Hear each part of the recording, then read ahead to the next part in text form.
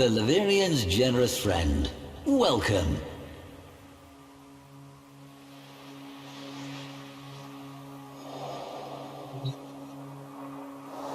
Ash, Avatar of Murder, patron saint of the Orokin School of Political Assassination, known as the Scoria.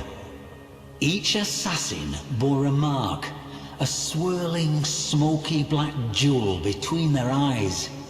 You are forever the Scoria. The Scoria is forever you. No devotee knew of any life, any thought that was not Scoria doctrine.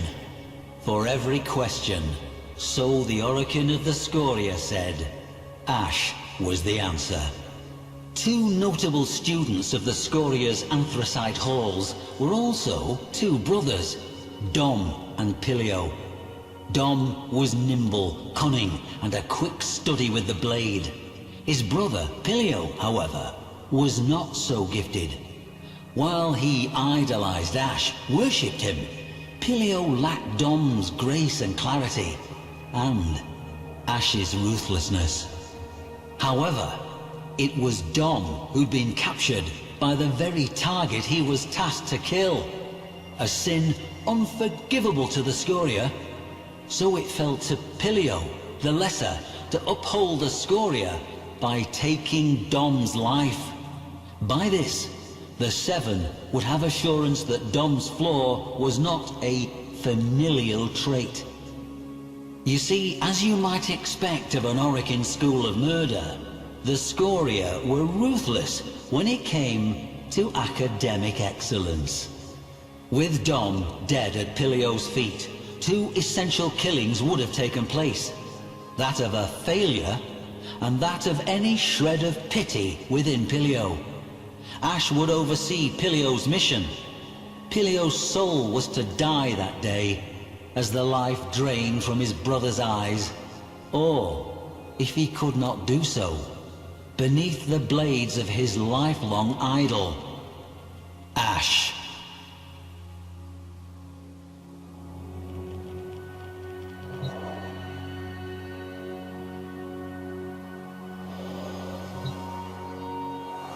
A sliver of pale sun found them close to a stately tower in the dusty heart of Martialis metropolis. Coils of red Martian dust trailed tongues from the dark metal of Ash's Edo epaulets. The boy idolized the Warframe and was eager to prove himself, even as some part of him felt cold and afraid at what he must do. Doubt is betrayal, taught the Scoria. Pilio recited this, but could not quench the fear he felt. Fear of what he must do, and fear of what his hero and idol would do to him should his faith fail. Ash gave the signal. Pilio shot forward in a bold, unconventional dying vine pattern, readying the Scoria-favored dust fang technique. The tower guards squinted into the amber light of the Martian sunrise as a flash cloud of smoke flooded the lane before them. Shaking sleep from their heads and still thinking of breakfast, the guards readied themselves. From the smoke flew stars.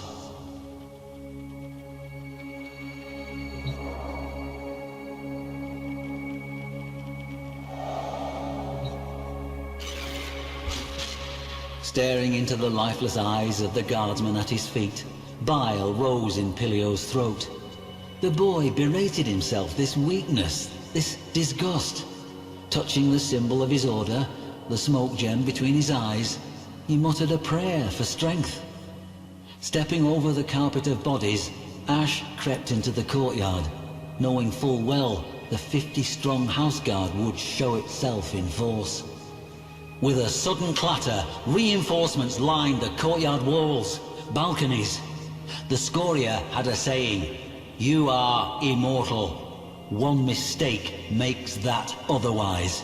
Ash had never made a mistake. Here were 50. With one swift movement, the Warframe swatted the boy into cover, unslung his courser bow, and sprang into a flawless grey chrysanthemum combat solution. Shame reddened Pilios' face as the courtyard lit noon bright with the glare of 100 muzzle flashes. His blade dry in his hand.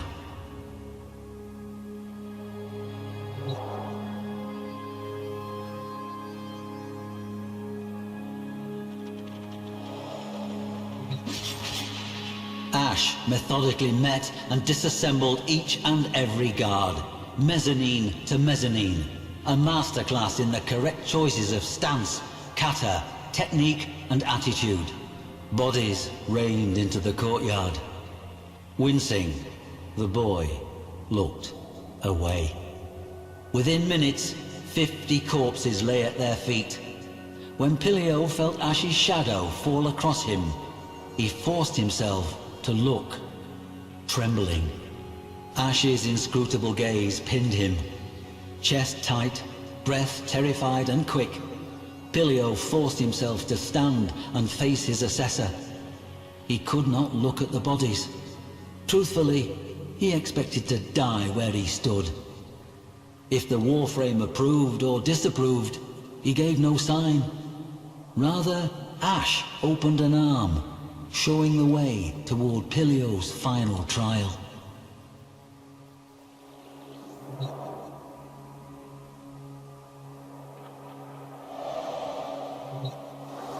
In the target's chambers sat a middle-aged man with long, handsome moustaches, his eyes sad and kind, and with him, Dom, in civilian clothes, sharing a glass of aged claret.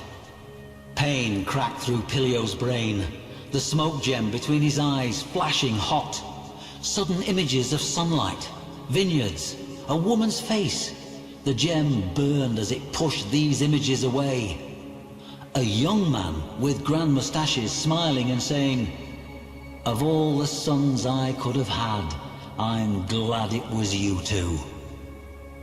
Pain. Dom leapt to his feet, urging his brother to hear what the target had to say. But Pilio saw only the scabbed-over divot between Dom's eyes, where a black jewel had once rested. Dom had turned his back on their order. Why had he done this? The mustachioed man leapt to Dom's defense, snatching his sidearm from beneath his ironwood desk. A foolish mistake. Ash split into impossible multiples. The man opened fire on the three, before being seized from behind by the fourth. Ash's illusory clones vanished. The weapon clattered to the polished wooden floor, even as his feet left it, dangling 3 feet above, helpless. Those sad, kind eyes locked on Pilio's in a regretful farewell. "Ask the Warframe," Dom said. "He knows exactly why." Fear filled Pilio's heart. Pilio turned to his idol, that saint of murder. The same question, but this time for Ash. Why? That moment of breathtaking impudence stretched for an eternity. Ash released his grip. His prisoner flopped to the floor, gasping. With one great hand, Ash reached toward Pilio's face and sank a vicious talon beneath that midnight jewel. Pilio screamed. Blood flowed. The gem flew free with a nauseating pop, cracking against the wall to die in a weak plume of rancid smoke. Blinding white insight descended upon Pilio de Nas.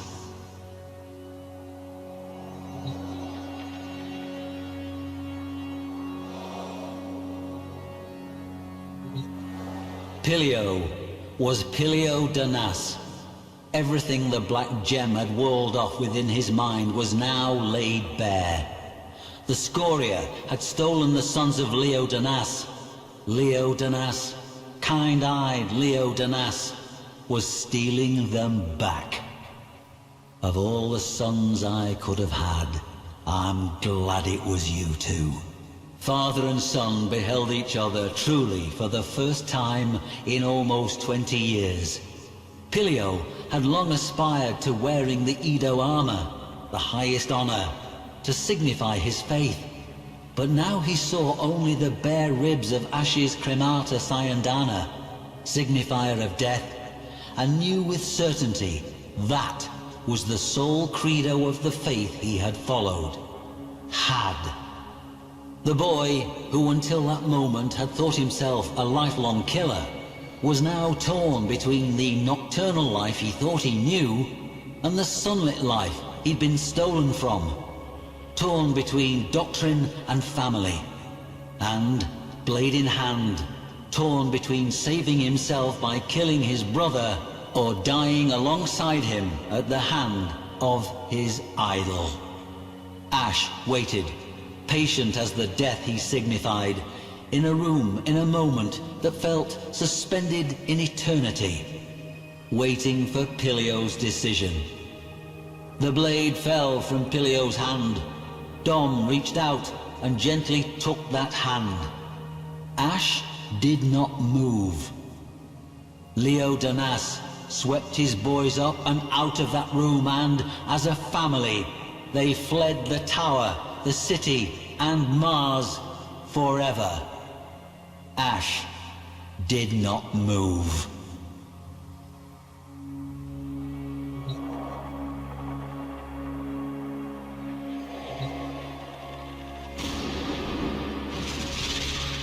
So, what are we to make of this? Why did Ash, focal figure of the Scoria, go against doctrine and permit two boys who were both failures and traitors to fly free? What was it this killer saw in two near orphans that, shall we say, softened his heart? We do not know. Neither did Pilio, whose memoirs bring us this story. But we do know this. In the final days of Orokin rule, as towers fell and death came for the white and gold gods, the Scoria were not spared.